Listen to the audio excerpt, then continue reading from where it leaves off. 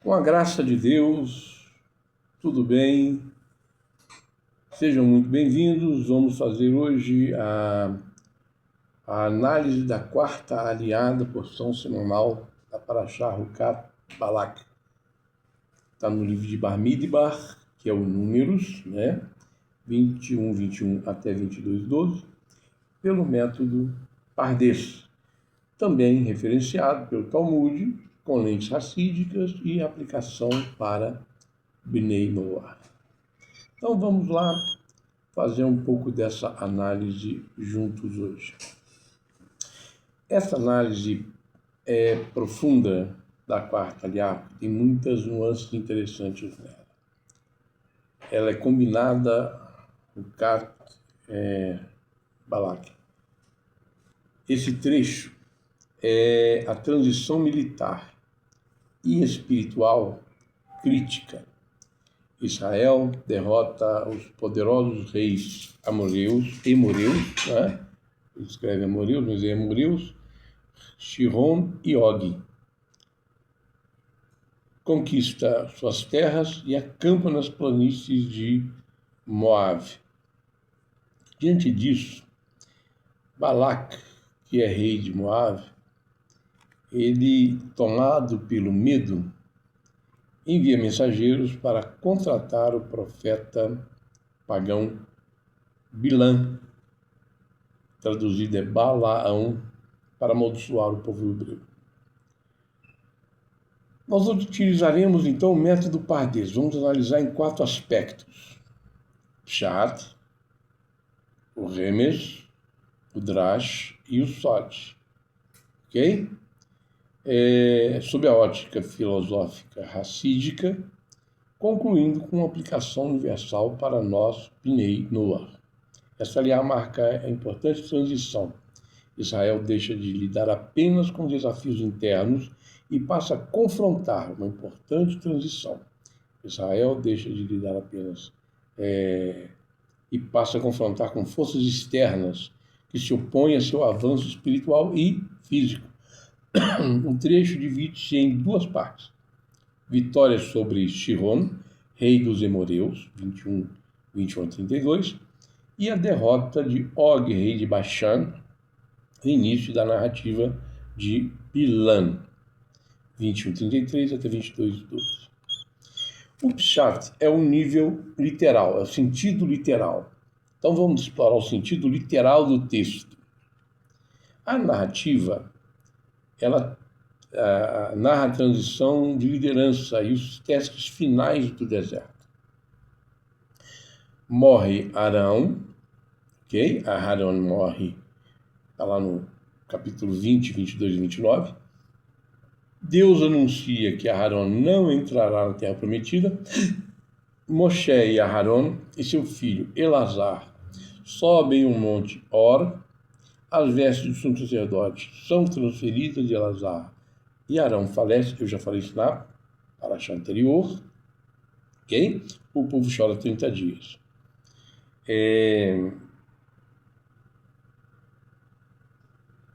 Então nós vemos também o ataque de Arad, as serpentes ardentes que nós vimos na paraxá passada, e as estações da jornada, que é o povo que acampa em diversos locais, incluindo Obote e Le-Habarim, no Vale de Zered, avançando rumo às fronteiras orientais. Eu quero voltar nesse material daqui a pouquinho. Vou fazer um resumo também do Remes, que é a alusão. O Remes é a alusão, é a interpretação linguística da coisa. O tratado do Rosh Hashanah 29a faz a pergunta crucial sobre a serpente. Isso aqui, esse detalhe aqui, isso aqui não, isso que eu falei na paraxá passada, né? Eu falei na paraxá passada. Vamos revisar o texto aqui no sentido primeiro literal. O texto bíblico descreve o confronto militar, nós já falamos, e como eu disse que eu ia voltar nele aqui, ainda no Pshat, eu só fiz uma revisão da paraxá passada, do Remes e do Drash, e para fazer a introdução dessa dessa parte da Paraxá. Então entramos no Pshat, que é o sentido literal da Paraxá, Hukat Balak. Tá? Eu tinha feito um resumo inicial, que é o confronto militar na Transjordânia, no início da conspiração espiritual. A guerra contra Shihon se desenrola nos versículos do capítulo 21 a 32. Israel envia mensageiros de paz a Shihon, rei dos Emoreus, pedindo passagem por suas terras. Eles não queriam nada, eles queriam passar. Eles iam pagar pela água, eles iam pagar pelo alimento, eles iam negociar, comprar e ir embora. Eles tinham que chegar no seu lugar. Shihon recusa e reúne seu exército e ataca Israel em Yahatz. Israel vence a batalha, toma suas terras e habita em suas cidades, incluindo Hesbon. Veja bem, Shihon, o rei dos Emoritas, ele era irmão mais novo de Og. Era dos filhos dos gigantes. Era um homem de extraordinária estatura, de uma força descomunal. E ele, arrogando isso, ele acaba ignorando outros fatores. Israel derrota os Emoritas pela graça de Deus. Ok? Tudo é pela graça, pela vontade de Deus. Nesse mesmo inteirinho, vai se desenrolar a guerra contra Og, do capítulo 21, 33 até o 35. Israel avança em direção a Baxã. Og, o rei gigante de Baxã, marcha para a batalha em Edrei. Deus diz a Moshe para não temê-lo. Israel derrota Og e seus filhos de novo, e seu povo, sem deixar sobrevivente, possui sua terra. Bom, nesse aspecto, a terra vizinha, que é Moabe, ela fica em pânico. E o rei, o Balak, ele, em pânico, ele convoca então a Bilã. Isso vai ser descrito de 22:1 até 12. Israel acampa nas planícies de Moabe. Balak, filho de Zippor, vê o que Israel fez aos Emoreus, fica apavorado. Ele se alia aos anciãos de Midian e envia mensageiros a Bilã, filho de Beor, em Petor, com recompensas de adivinhação, pedindo: vem, amaldiçoa este povo por mim. Por mim. Bilã pede que os mensageiros pernoitem enquanto consulta a Deus. Deus aparece a Bilã à noite e decreta de forma absoluta no versículo 12: não irás com eles, nem amaldiçoarás o povo, porque é bendito. Uma ordem direta de Deus. Mas quando é perverso, quando é ímpio, quando é um rachá, não se contenta com uma resposta de Deus que não o agrade. Israel pede passagem pacífica de Shihon, por isso houve a guerra. Shihon recusou, atacou Israel e Israel venceu. Depois derrota também o Og, rei de Baxã, que é Balar, rei de Moab. Teme, contrata Bilã. Deus destrui Bilã para não amaldiçoar o povo que é abençoado. Israel, que solicitou passagem dos Emoreus, assim como haviam feito anteriormente em Edom. Ele pediu para Edom se podia entrar. Edom disse que não, e eles deram a volta. Ok? Shihon recusa, ataca Israel, por isso eles evitaram, venceram e tomaram as cidades. Hashem concede vitória aos israelitas. Posteriormente, Og, que era seu irmão mais velho, também se sentiu afrontado, foi atacar a Israel e Hashem ordena: não tenha medo, não temas. Foi derrotado. Essas vitórias assustaram Balak e não só os moabitas, mas também aos moradores de Midian, os medianitas, mesmo eles sabendo que a esposa de Moshe Rabbeinu é sua parente, né? Porque a esposa de Moshe era medianita.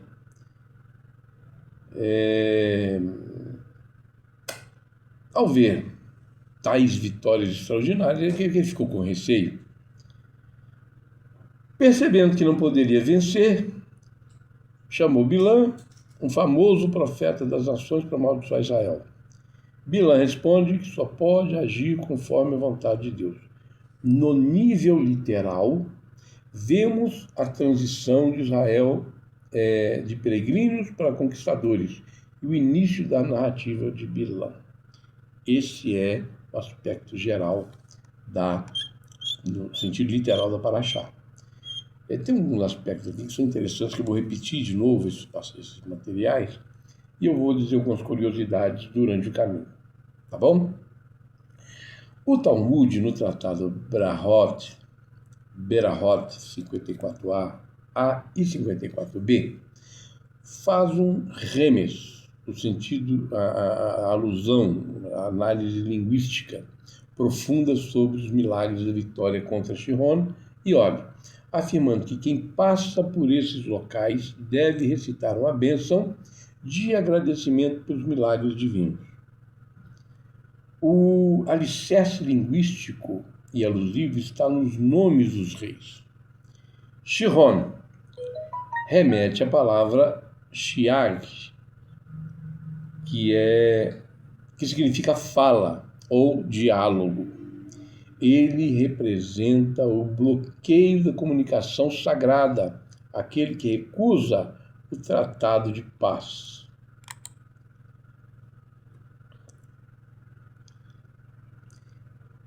Og remete a ugar, bolo assado nas cinzas. Isso que é ugar. Uma alusão ao fato de ele ter sobrevivido desde a época de Abraão. Ele representa a soberba da longevidade e da força física estéril. A alusão textual interliga a recusa de Sihon em dar passagem física ao povo à tentativa de Balaque e Bilã de bloquear espiritualmente o caminho de Israel.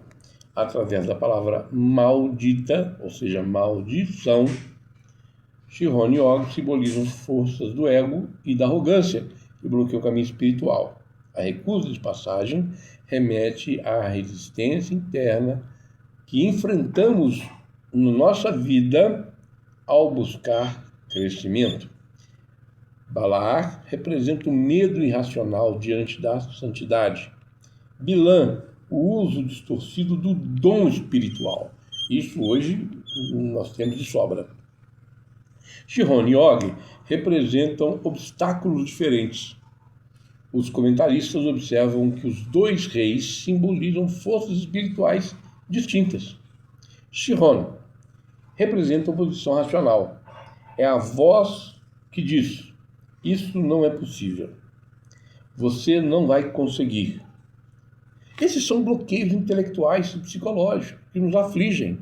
Muitas são as vezes que nós nos vemos diante de determinadas situações que nós dizemos: eu não vou conseguir, não é possível conseguir isso. Isso não vai dar certo. Esse é o Sihon da nossa vida. Og, ele representa algo mais profundo, o egoísmo, o ego gigantesco. Og é descrito pelos sábios como remanescente dos antigos gigantes. Seu nome está associado à sobrevivência e à autoconfiança exagerada. Assim, Sihon simboliza dúvidas e simboliza orgulho. Antes de entrar na Terra Prometida, o povo precisava vencer a ambos, o orgulho e a dúvida. O orgulho, porque você acha que não precisa de Deus. Nós devemos saber que tudo vem de Deus, independente do que seja bem, seja mal, seja a felicidade, seja a tristeza, Seja a saúde, seja a doença, tudo provém de Deus e tudo tem uma razão de existir, uma razão de ser. No Drash, o Drash é homilética, a lente racídica. Na psicologia, a alma ensinada, da alma ensinada no racidismo, Chiron e Og são duas cascas, duas kelipot, dois clean, que guardavam a entrada da terra prometida. Elas representam os maiores obstáculos mentais do ser humano. Chiron, arrogância intelectual. Chiron é o rei que confiava em suas fortalezas e na força lógica militar. Virtualmente representa o intelecto cínico que impede a alma de avançar em direção à santidade. Vencer Chiron significa subjugar a mente racional quando ela tenta se sobrepor à fé e à moral divina. É o que nós dissemos anteriormente. Og, o orgulho físico existencial. Og era um gigante, uma força da natureza que intimidava até mesmo Moshe Rabbeinu. Por isso Deus precisava dizer para Moshe: não tenha medo, não temas.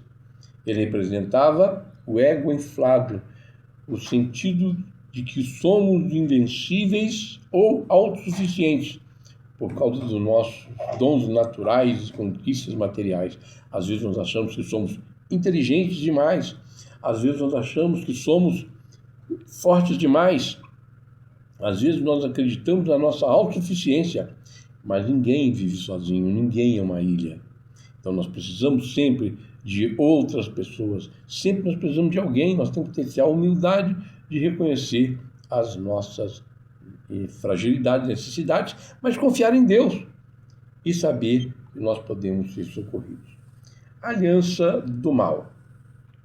Tem ali a aliança de Balac e Bilam. Eu vou falar um pouco sobre isso, mas eu quero falar o sentido também oculto, cabalístico disso, tá? Balac é o poder político manipulador, junta-se a Bilam, o intelecto da espiritualidade corrompido pelo ego, assim hoje em dia. Hassidut aponta que o pior tipo de egoísmo é o egoísmo espiritual. Usa dons proféticos, conhecimento elevados para ganho pessoal, ou para destruir o outro, ou falsos dons para arrecadar, para poder intimidar, para poder impressionar. No entanto, o texto mostra que o decreto divino está acima de qualquer conspiração humana. O que Deus determinou como bendito não pode ser revertido pela negatividade humana. Uma brahá, uma bênção, nunca pode ser transformada em maldição. Mas a maldição pode ser cancelada ou pode ser transformada em bênção, que é o que aconteceu. Eu vou falar disso mais adiante, dando tempo, né? Para não ficar muito longo.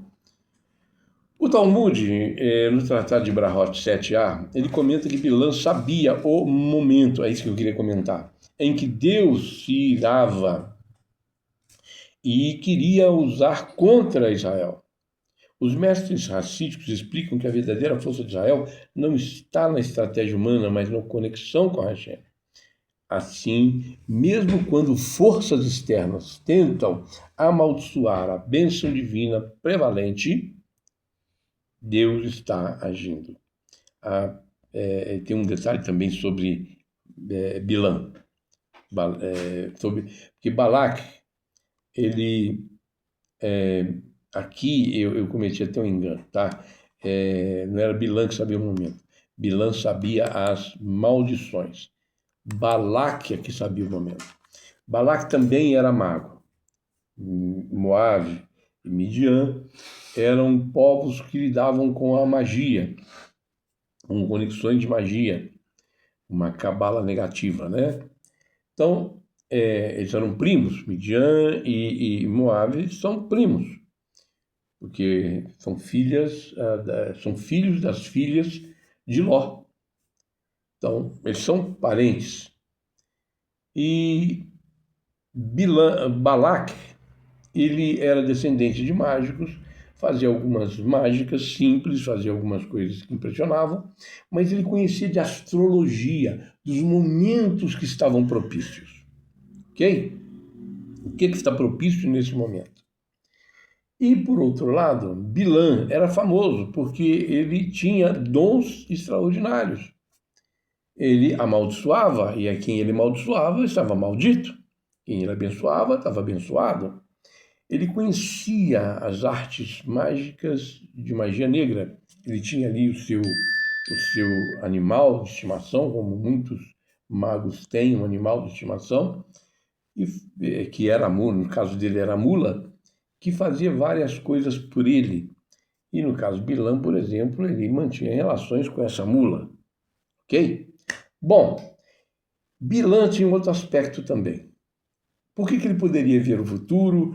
Por que ele tinha alguns poderes transcendentais de profecia? Ele era todo impuro, mas tinha uma parte nele que não era impura. Era um olho, ok? Era o olho que ele havia arrancado. É dessa parte do olho que ele havia arrancado, que era a única coisa santa que ainda estava. Era o olho que tinha sido arrancado. Por isso ele conseguia ter esse aspecto de profecia.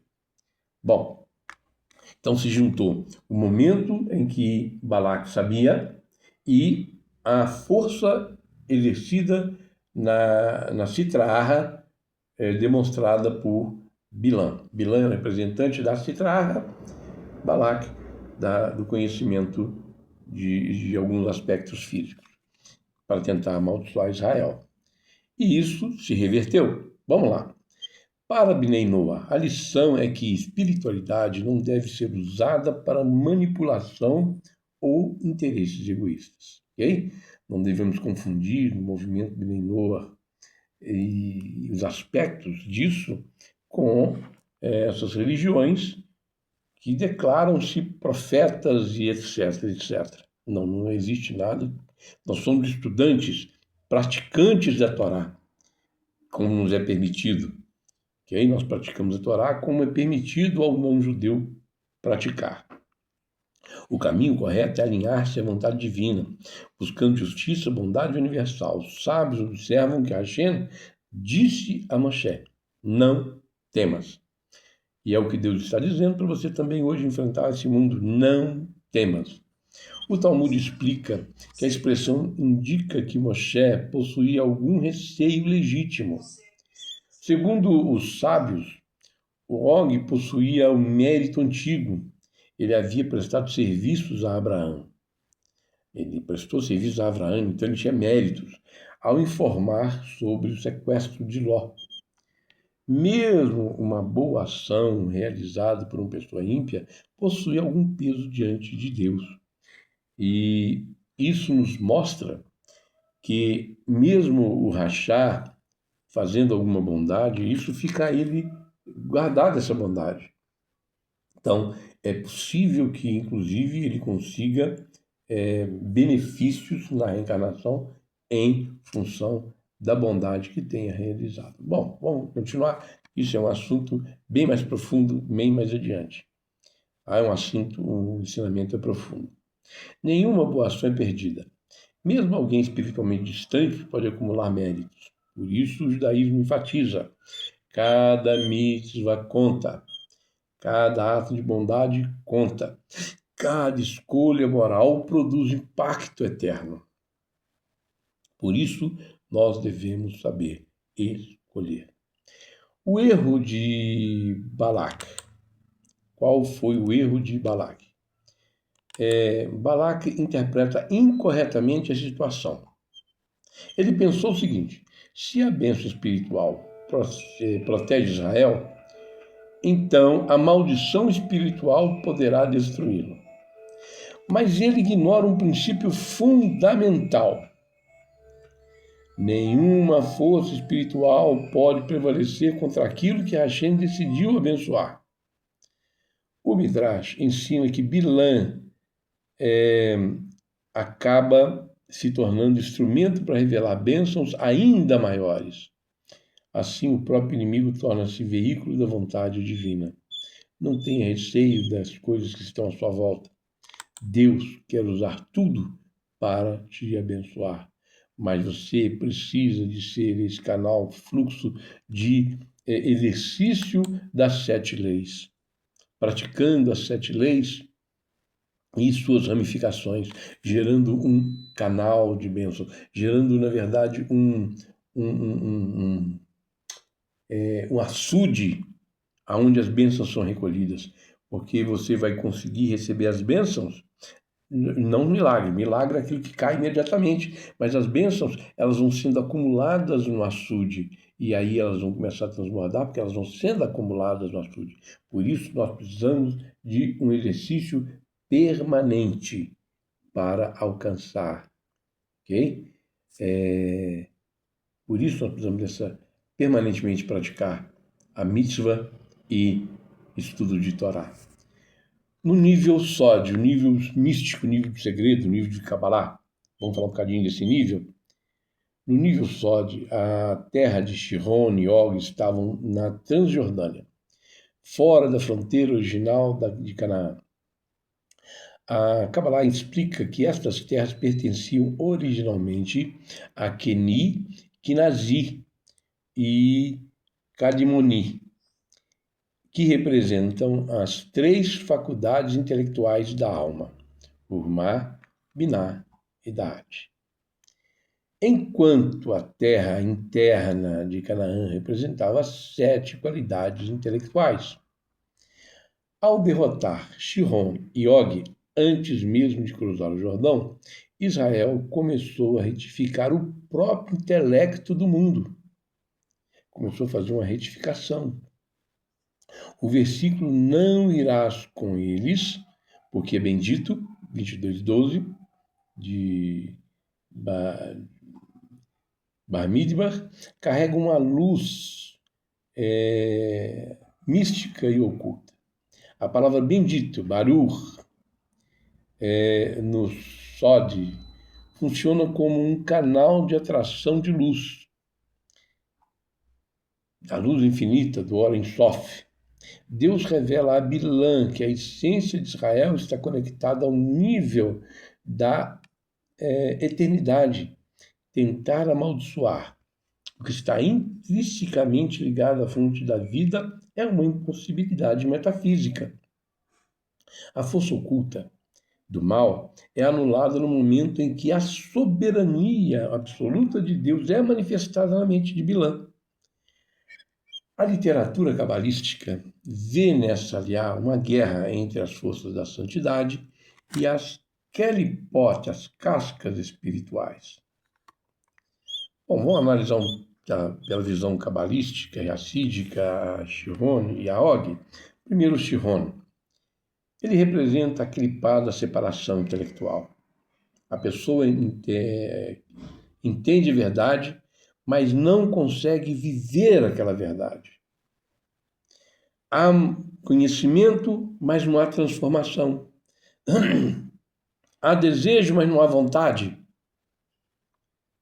Então a Torá fica impossibilitada de gerar suas ações. Por isso é necessário vencer esse aspecto. Og, ele representa aquele par da grandeza egoística. A pessoa acredita que seu próprio poder é suficiente.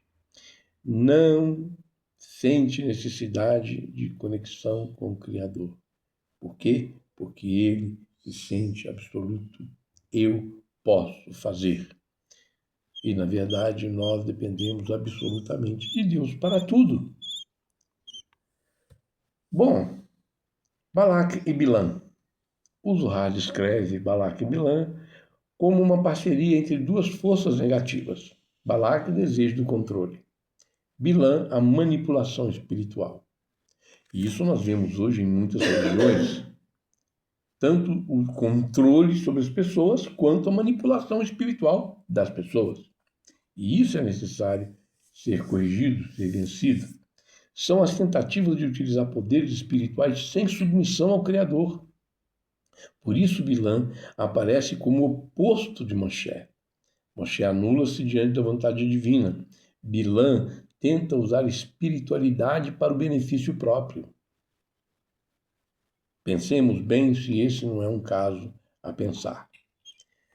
Perspectiva racídica. Na Hassidut ensina que cada pessoa encontra em sua vida o seu Chiron, as vozes internas que dizem você não consegue, é tarde demais, não vale a pena, você não pode fazer, ok? Esse é o Chiron a ser vencido. O seu Og interno, a voz diz, você já sabe tudo, não precisa de ninguém. Você não precisa de mudar, não. Do jeito que você é, as pessoas são obrigadas a te aceitar como você é. E você não precisa de Deus. Para que perturbar Deus?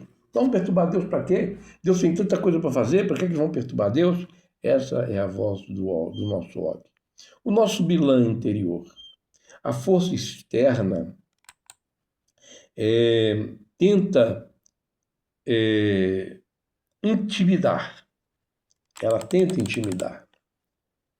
As circunstâncias fazem parecer que o mundo está contra você. Existem pessoas que acreditam que todos estão contra elas, que tudo está contra elas, que existem inimigos ocultos em toda parte. Eu sempre ensino as pessoas, contra Israel não cabe encantamento. O inimigo que você tem foi o inimigo que você fez. Se você não fizer inimigos, você não tem inimigos. Então, nós precisamos de vencer esse Balaque. E o nosso Bilã? O nosso Bilã é a inteligência usada para justificar erros. Erros não podem ser justificados, eles têm que ser retificados, corrigidos. Tem que se fazer o tikkun, retornar, volte, conscientize do erro e volte e faça, comece a fazer o correto, corrija e faça o correto. Também simboliza a nossa capacidade de raciocinar aquilo que sabemos ser incorreto. Nós sabemos que não é certo e vamos fazer aquilo que não é certo conscientemente. É o pecado inconsciente. É também um trabalho espiritual. O trabalho consiste em identificar e superar essas 4 forças e vencê-las. Vamos falar um bocadinho das referências talmúdicas e midráticas. Trata de Brahot 54b discute os milagres relacionados à guerra contra Sihon e Og. O Tratado de Nidá 61a aborda a figura de Og e suas características extraordinárias. O Tratado de Sanhedrin 105a e 105b analisa extensivamente Bilã e seus poderes e suas intenções. É de lá que eu tirei aquelas informações que eu passei para vocês, que eu tiro as informações desses tratados. O Midrash, Barmid, Rabá, 19 e 20, ele explora o temor de Balaque e a natureza espiritual deste conflito. O Midrash, Tanhuma, Rukat 25, ele relaciona as vitórias militares de Israel à proteção divina. Então, nada parte de nós, tudo vem de Deus. Ok? Bom, vamos ver uma aplicação prática para nós, os filhos de Noé? Essa narrativa traz diretrizes éticas e espirituais fundamentais na conduta do noahita na sociedade. Busca a paz, mas não temer o confronto com o mal. Israel estendeu a mão em paz a Sihon antes da guerra. Benor deve sempre buscar a diplomacia, a justiça e a convivência pacífica em seu meio. Contudo, quando o mal sintético usa a paz e tenta destruir os valores morais baseados nas 7 leis, o noahita deve ser firme na defesa da verdade, sabendo que o Criador não dá a vitória moral nos dá a vitória moral sobre os gigantes da injustiça. Ok? Mesmo a mentira pequenininha é uma grande mentira. E vai trazer grandes males. Cuidado com alianças corruptas. Balaque e Midian eram inimigos históricos, mas se uniram por um ódio comum. O mundo frequentemente testemunha alianças convencionais para derrubar valores divinos.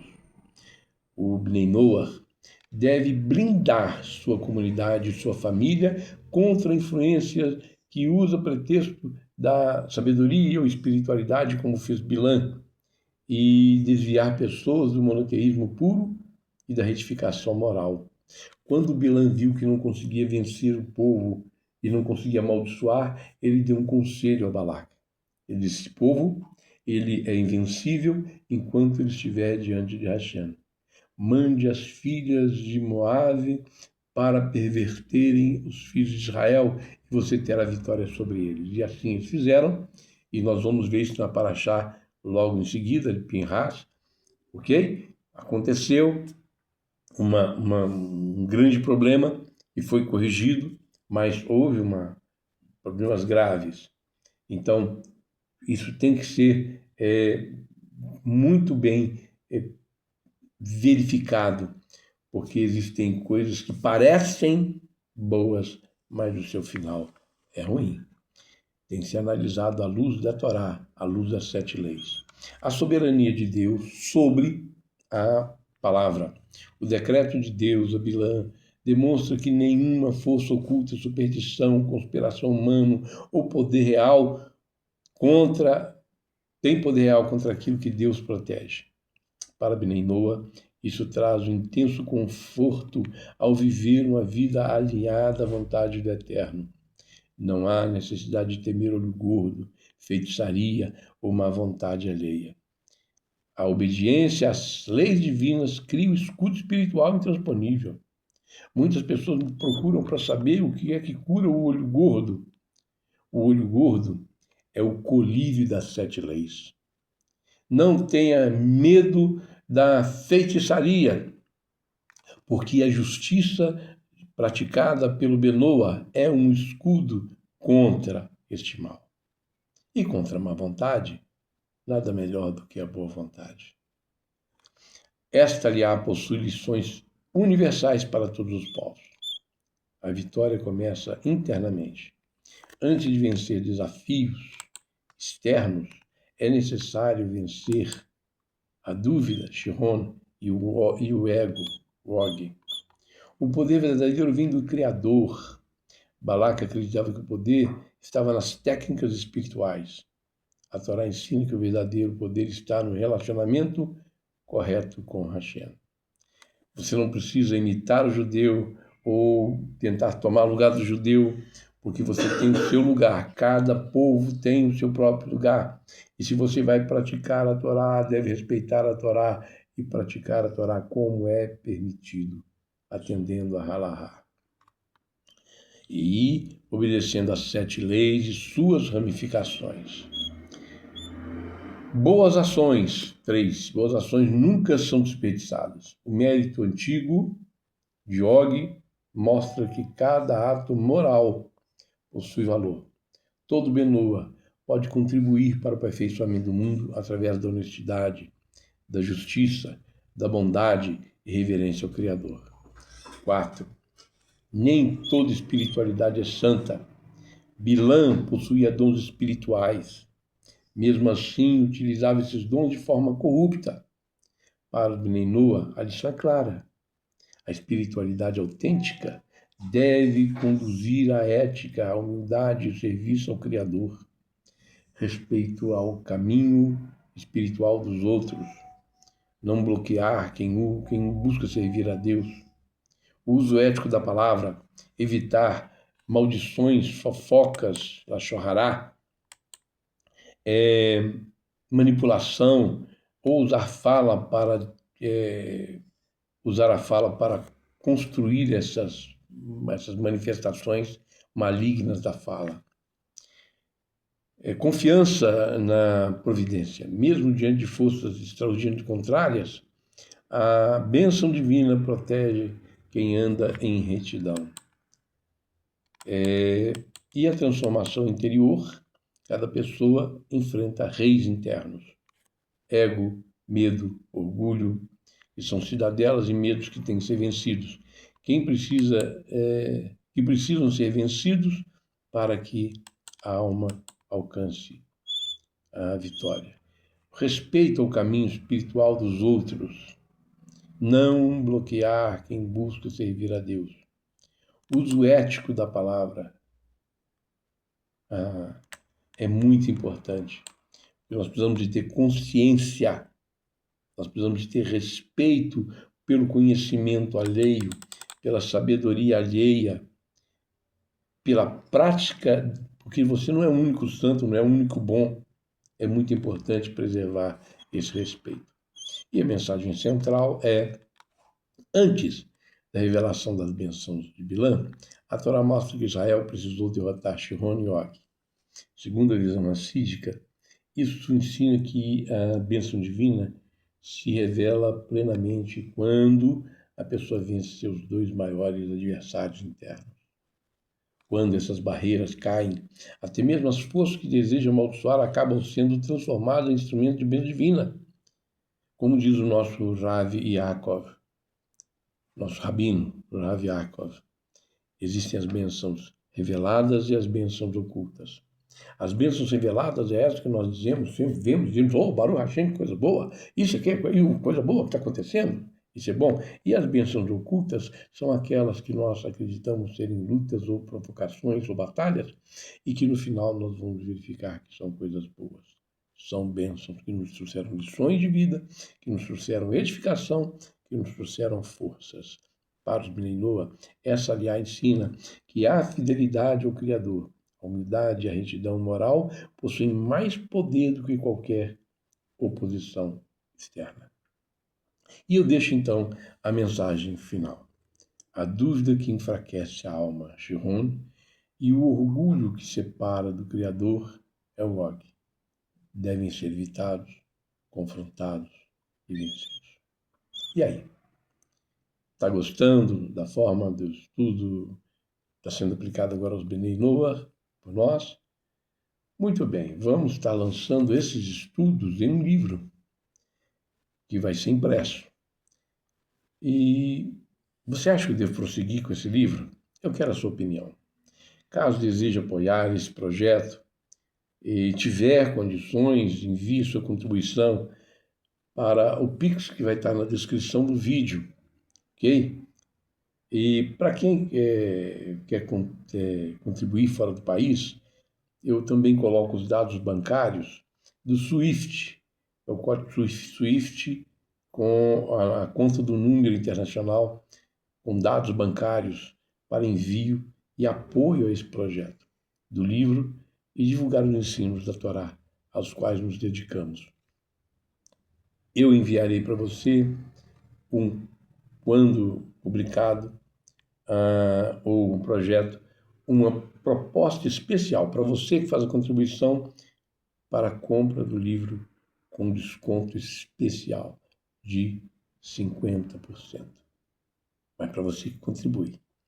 Para você que não contribui, continue estudando. Nós estamos fazendo estudo diário, publicando isso nos grupos. Continue acompanhando. Porque, da mesma maneira, aquele que vai reservar o livro para ter ele sempre, você também terá na internet, no YouTube, esses nossos ensinamentos. Muito obrigado. Com a graça de Deus, nos despedimos hoje. Até amanhã, se Deus assim o permitir. Tchau, tchau.